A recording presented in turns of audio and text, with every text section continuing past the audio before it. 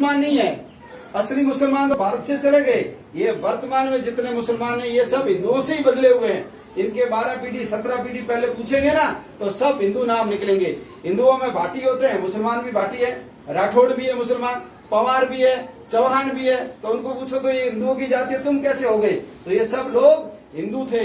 हिंदुओं को इन्होंने मार मार करके पीट पीट करके मुसलमान बनाने का काम किया। मुसलमान हमारी महिलाओं को उठा उठा करके लेके जाते थे। तो महिलाओं ने देखा अब इससे बचने का क्या काम करें, तो उन्होंने अधिकतम भाई बनाना शुरू किया।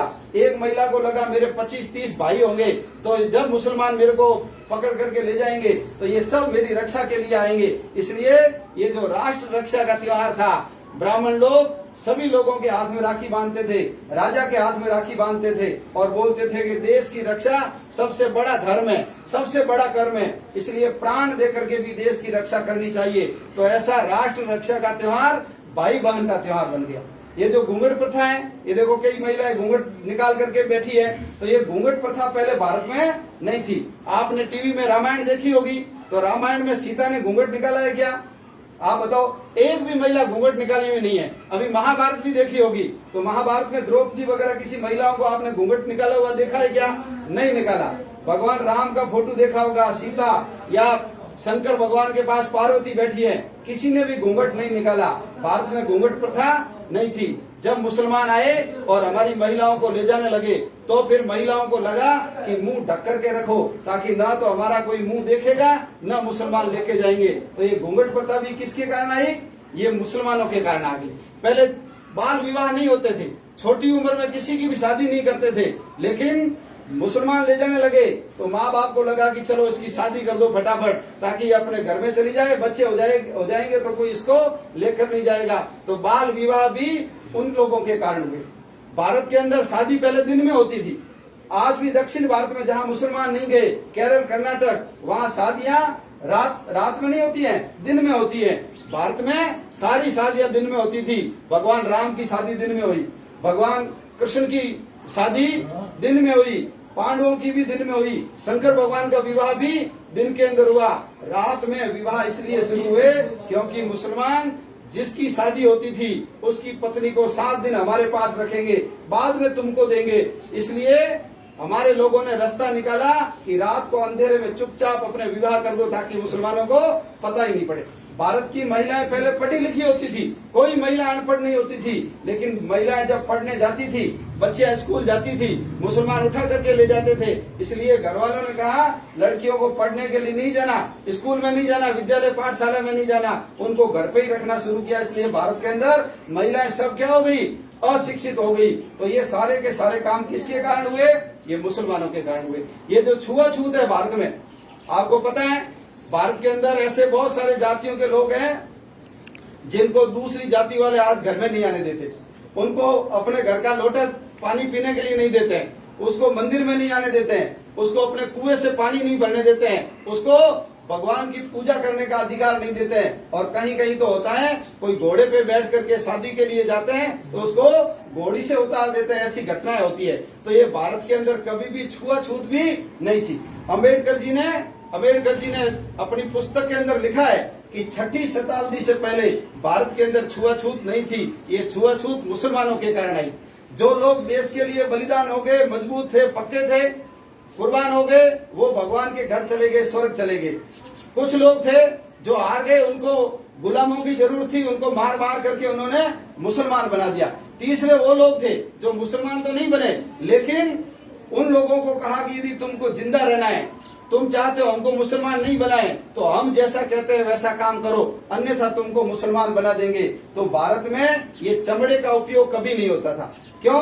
क्योंकि भारत में सूत था, कपास था, मलमल थी, रेशम थी, तो हमको चमड़े की जरूरत ही नहीं थी। चमड़े की जरूरत उन देशों को थी, अरब, ईरान, तुर्किस्तान, जहाँ पर कोई हरियाली नहीं है, पानी भी नहीं निकलता है, वहाँ खड्डा खोदते हैं तो वहाँ तेल निकलता है। हमारे यहाँ पर हम पेट्रोल 80 रुपए लीटर लेते हैं, लेकिन अरब ईरान के लोग पानी 80 रुपए लीटर लेते हैं। वहाँ कोई हरियाली नहीं, कोई ऊंट वगैरह कुछ भी नहीं, चीकू, पपीते, संतरे, फल फूल कुछ भी नहीं है। तो खाने के लिए क्या था? पशुओं को मार मार करके खाते थे और उनके चमड़े से ही वो थैली बनाते थे, उसी के चमड़े की डोरी बनाते थे। तो उनकी आदत गई नहीं मांस खाने वाली।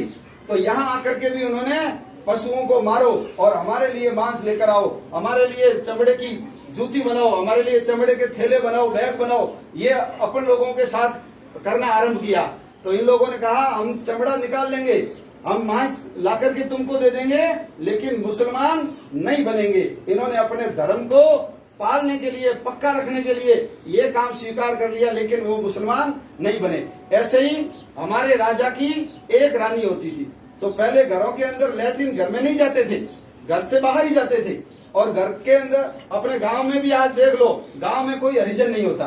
कौन गांव की सफाई करता है? सब महिलाएं उठती है, अपने घर के आगे आगे की सफाई करती है, कचरा लेकर के एक किनारे लाकर डाल देती है, पूरा गांव साफ हो जाता है। तो गांव में आज हरिजन नहीं है, लेकिन ये शहरों में कैसे हो गए हरिजन वगैरह। तो उन लोगों को भी सफाई वालों की जरूरत थी। हमारे एक राजा की एक रानी किले के अंदर कहीं भी लैट्रिन जाकर के आ जाती थी, लेकिन मुसलमान हमारे महिलाओं को उठा उठा कर ले जाने लगे और एक बादशाह के 300-300, 400-400 बैग में होने लगी।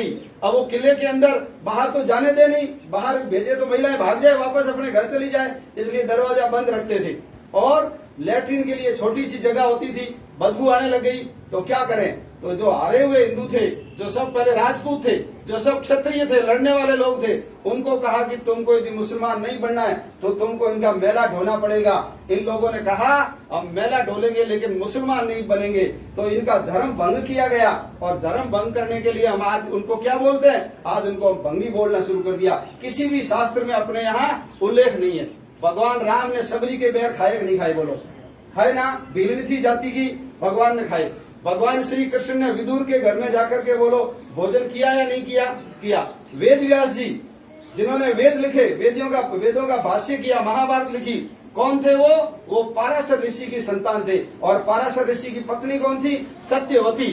सत्यवती मछली मारने वाली, नाव चलाने वाली एक सामान्य महिला थी, वो उस जाति की थी। तो हमारे यहाँ जाति प्रथा थी नहीं। हमारे यहाँ बोलते थे जन्मना जायते शूद्रा, जन्म से सब शूद्र है। जन्मना जायते शूद्रा संस्कारात् द्विज उच्यते, संस्कार से द्विज बनते हैं।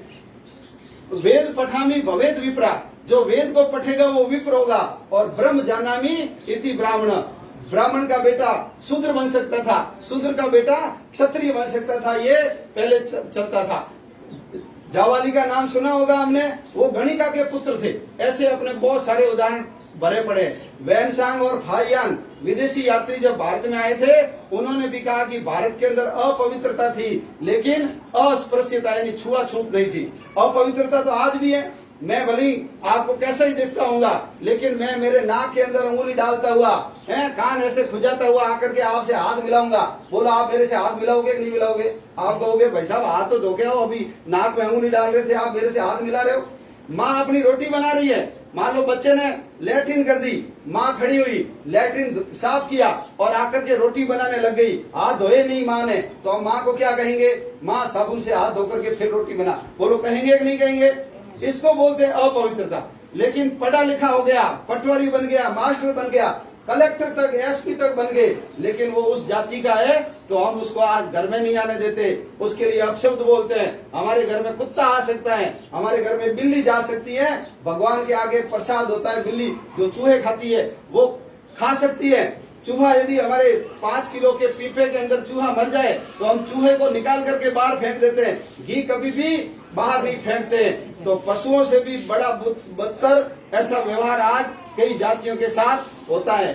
हिंदू जात समाज के लोग उनके बलिदान और त्याग को भूल गए कि इन लोगों की स्थिति ऐसी क्यों हुई है। हड़प्पा मोहनजोदड़ो की खुदाई हुई है, उसमें एक भी लैट्रिन नहीं निकला। स्नानघर निकले, बड़े बड़े अन्नों के भंडार निकले, लेकिन लैट्रिन नहीं निकला। तो ये सारे के सारे दोष मुगलों के आने के कारण हुए। भारत में बलात्कार कभी भी नहीं था, रामायण में एक भी बलात्कार की घटना नहीं, महाभारत में एक भी बलात्कार की घटना नहीं। सिकंदर भी भारत में आया था तो सिकंदर के सैनिकों ने भी कोई बलात्कार नहीं किया, लेकिन ये बलात्कार जैसा दुष्कर्म, ये पापाचार, पशुवृत्ति, ये किसके कारण शुरू हुई? ये सब इन लोगों के कारण शुरू हुई है। तो आप लोगों को SC और ST बनाने का जो काम किया, वो काम किसी ब्राह्मणों ने नहीं किया। किसी क्षत्रियों ने नहीं किया, ये सब किन्होंने किया है? ये सब मुगलों ने किया है। इसलिए आज भी इनके मन के अंदर रोष है। आप देख लो, हरिजनों की बस्ती कहाँ होती है? मुसलमानों की बस्ती के पास होती है। आप कहीं भी देख लो, पूरे भारत में हरिजनों की बस्ती मुसलमानों की बस्ती के पास होती है। हरिजनों को पता है कि हमको ऐसा काम मुसलमानों ने करवाया है, इसलिए हम बदला लेंगे। जब मुसलमान हिंदुओं से लड़ने के लिए आएंगे तो हम बीच में ढाल और दीवार बनकर के खड़े रहेंगे। ऐसी वीर जाति, क्योंकि ये सब क्षत्रिय थे, ये जितने भी SC ST के लोग हैं ये सब राजपूत थे। पहले मुसलमान जो बने हैं वो 80% क्षत्रिय और 20% ब्राह्मण बने हैं। तो अपन सब लोग अपने पूर्वजों को, उनके जो पराक्रमों को पहचाने, बाकी समाज के लोगों में भी जाते हैं। अंबेडकर जी की जयंती मनाते हैं, वाल्मीकि जी की जयंती मनाते हैं, रैदास जी की जयंती मना करके ये जो तथाकथित स्वर्ण जाति है, जो अपने आप को ऊंची